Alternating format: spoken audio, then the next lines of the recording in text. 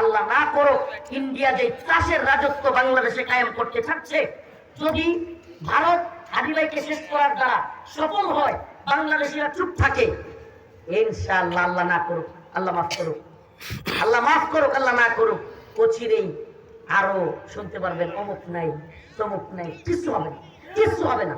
বলেন, আমাকে গ্রেফতার করার পরে কোন আন্দোলন কেউ করে নাই, পরে শত শতকে ধরছে, আর আন্দোলন হয়েছে? এই আন্দোলন হয়েছে? আন্দোলন হয় বাংলাদেশে। এটার আরেকটা কারণও ছিল, লেডি ফেরাউন, বেডি ফেরাউন হাসিনারে বুদ্ধি দিছিল যে হুজুর দেখি গ্রেফতার করলে সাধারণ মানুষ রাস্তায় নেমে আসবে, হ্যাঁ আপনার গদি নিয়ে টানাটানি লাগবে। করোনা নাই তবুও কয় লকডাউন, মনে আছে আপনাদের? করোনা নাই, 2021 সালে কিসের করোনা? 18, 19 সালে, 20 সালে তো করোনা শেষ, এরপরে 21 সালে কোনো করোনা নাই, তবুও 21 সালে হঠাৎ করে এপ্রিল মাসের শুরুর দিকে 3 তারিখ হঠাৎ করে কয় লকডাউন।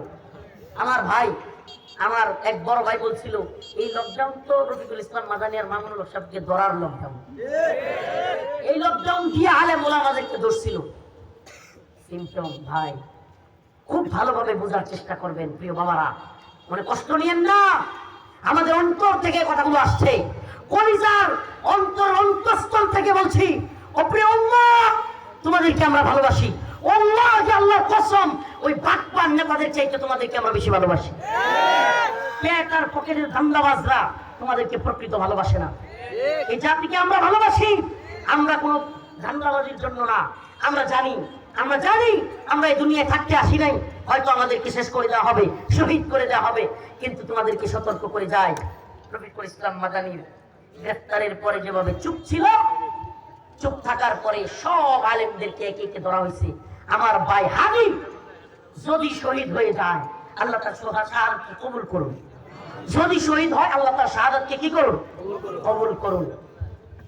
যদি আমার ভাই চলে যায় আর আমরা চুপ থাকি, বিশ্বাস করেন আগামীকালকে একজন, এর পরের দিন আরেকজন, আগামীকালকে হয়তো আল্লাহ না করুন রফিকুল ইসলাম মাদানী, পরের দিন হাসনাত আব্দুল্লাহ, পরের দিন ব্যারিস্টার ফুয়াদ, পরের দিন মাওলানা মামুনুল হক, পরের দিন শাইখ হারুন ইজহার, এইভাবেই চলতে থাকবে হিন্দুত্ববাদীদের মিশন।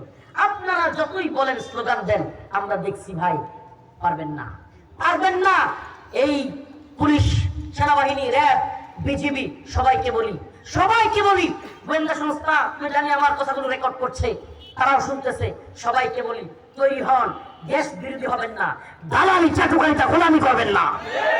সবাইকে বলি 71-এ যেমন পাকিস্তানিরা আমাদের উপর জুলুম করেছিল, নির্যাতন করেছিল, শুধুমাত্র পুলিশ, সেনাবাহিনী, বর্ডার গার্ড তারা দেশকে রক্ষা করতে পারে নাই, আপামর জনতা পাকিস্তানি জালেমদের বিরুদ্ধে রুখে দাঁড়াইতে হয়েছে।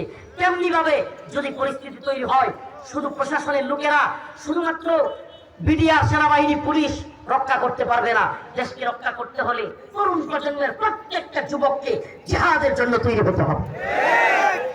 তুই আছেন ইনশাআল্লাহ।